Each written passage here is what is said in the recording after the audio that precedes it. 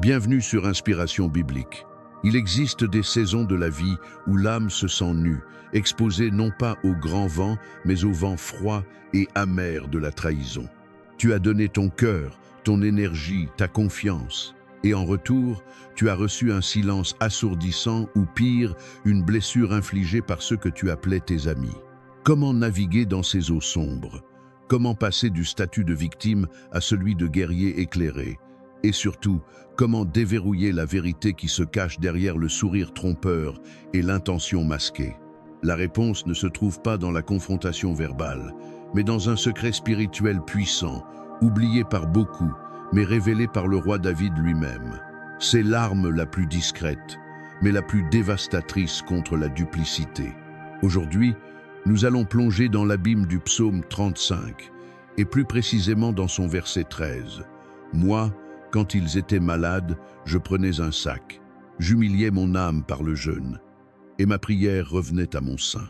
Le titre de cette session est Psaume 35, le secret spirituel qui met fin à la trahison, active le jeûne de révélation. Si tu penses que le jeûne est uniquement une pénitence, une épreuve de discipline religieuse, tu passes à côté de sa puissance la plus profonde. Le jeûne, tel que David l'a pratiqué, n'est pas seulement un signe de tristesse. C'est un outil chirurgical de discernement, une clé qui ouvre les portes de la révélation divine, te permettant de voir non pas les faits, mais les intentions derrière les faits. Nous allons découvrir comment ce jeûne, ce geste d'humiliation volontaire, devient ton bouclier émotionnel contre les faux amis et ton radar spirituel pour les attaques invisibles. Prépare-toi à une introspection profonde. Laisse la lumière de ce psaume éclairer tes zones d'ombre et révéler ce que ton cœur a besoin de savoir. Partie 1.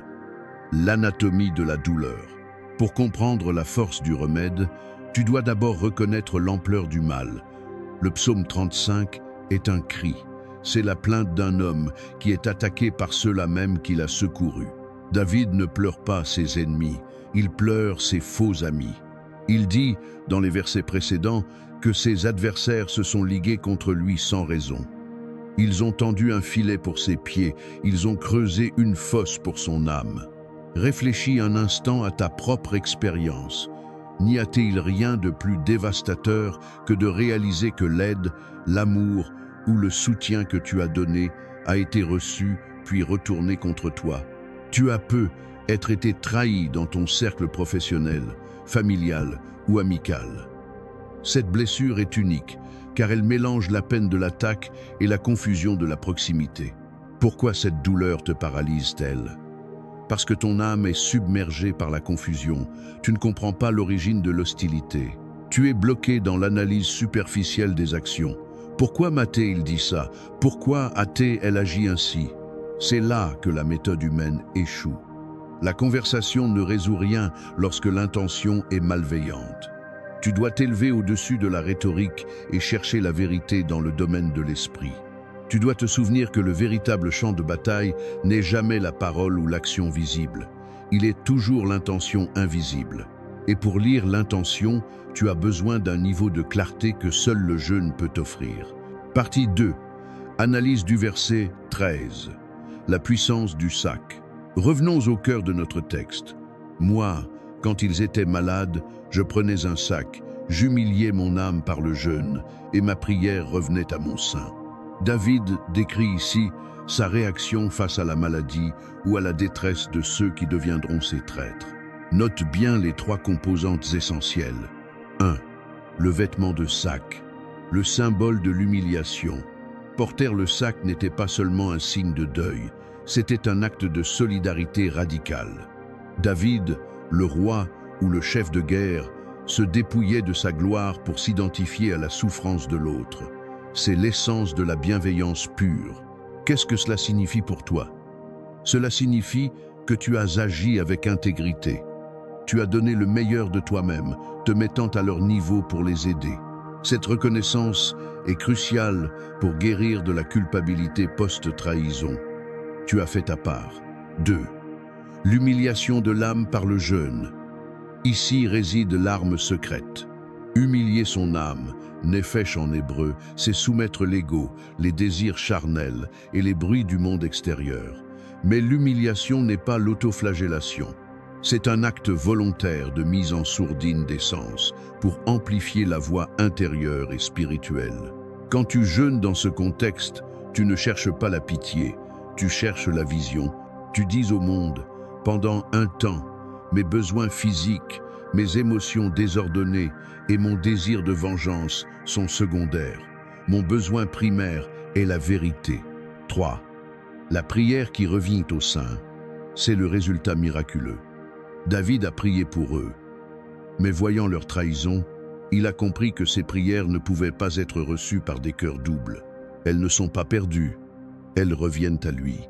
Pour toi, cela signifie que toute l'énergie spirituelle, toute l'intercession que tu as investie dans une relation toxique ou malhonnête te revient. Tu ne perds rien. Tu récupères ton capital spirituel pour le réinvestir dans ton propre chemin. C'est la fermeture d'un cycle toxique et l'ouverture d'un cycle de renforcement intérieur. Partie 3. Le jeûne de révélation. Le véritable pouvoir du jeûne face à la trahison est qu'il active le jeûne de révélation. Lorsque ton estomac est vide et ton âme est concentrée, ton filtre humain s'affaiblit. Les distractions matérielles et les bruits émotionnels cessent de dominer. C'est dans ce silence et cette clarté que l'esprit peut te murmurer la vérité la plus essentielle. Le jeûne aiguise ton discernement. Comment cela fonctionne-t-il? 1. La chute des masques. Le jeûne enlève la couche de superficialité que tu utilises pour rationaliser le comportement des autres. Habituellement, tu te dis « il a agi ainsi parce qu'il était stressé » ou « elle n'a pas voulu me blesser ». Ces justifications émotionnelles maintiennent la trahison en vie dans ton cœur.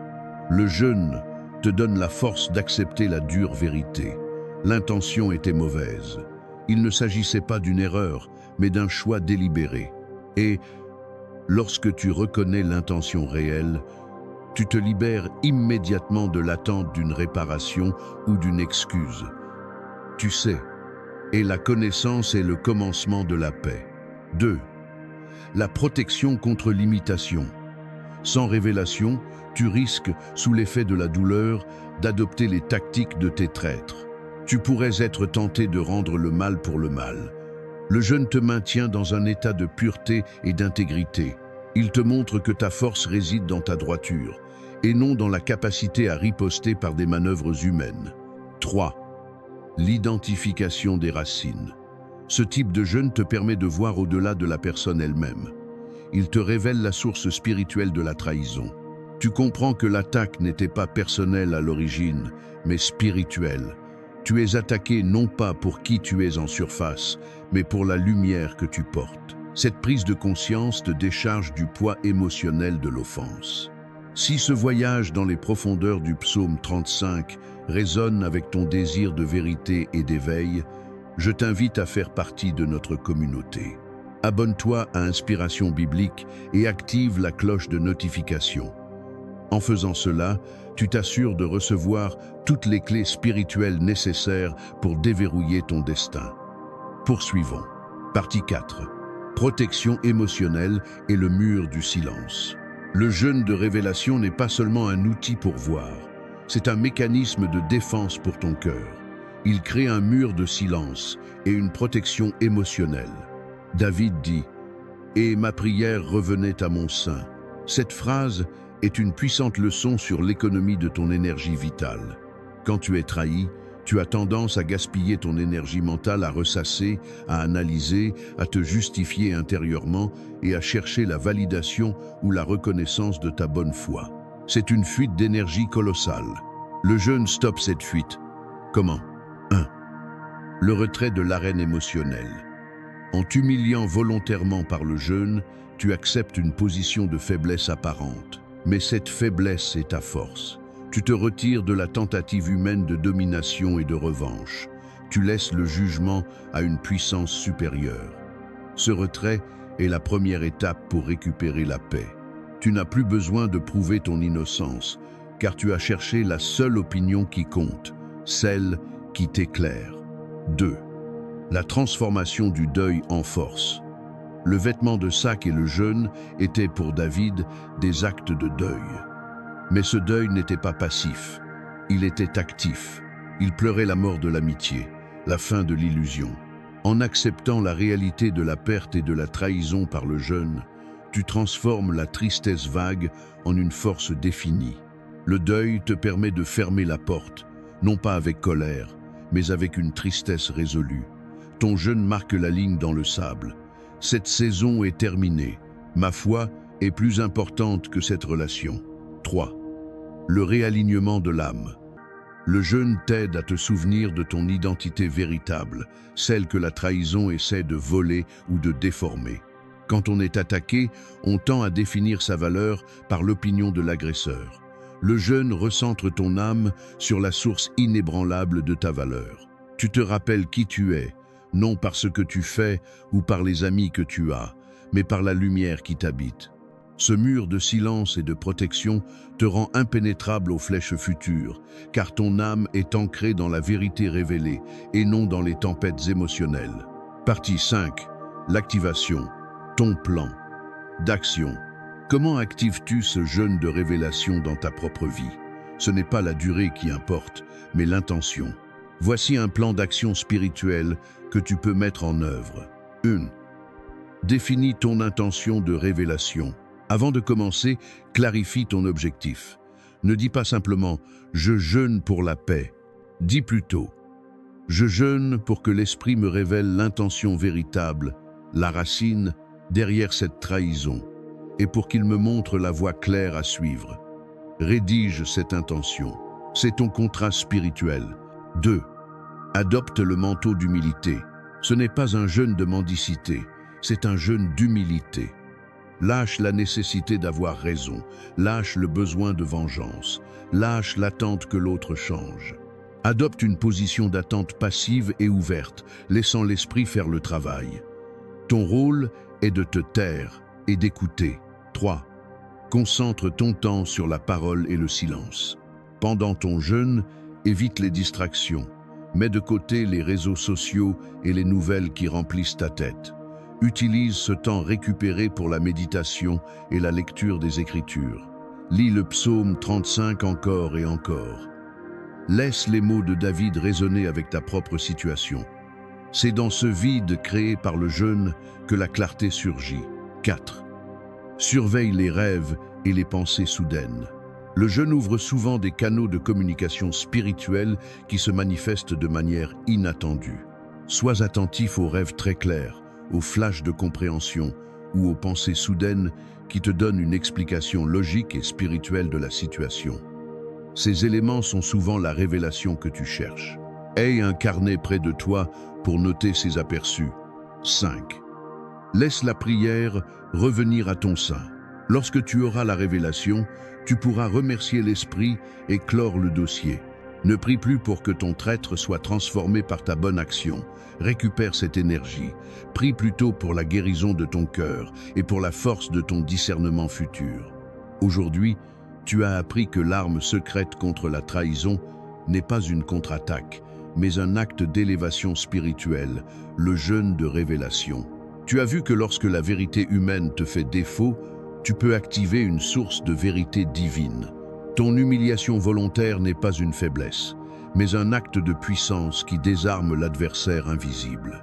Rappelle-toi toujours de cette puissante alchimie. Le jeûne purifie l'intention. L'intention purifiée ouvre la porte de la révélation, et la révélation t'offre la paix inébranlable qui est plus précieuse que n'importe quelle relation terrestre. Tu n'es pas condamné à l'ignorance ou à la confusion. Tu as une capacité innée, renforcée par les disciplines spirituelles, à voir clair.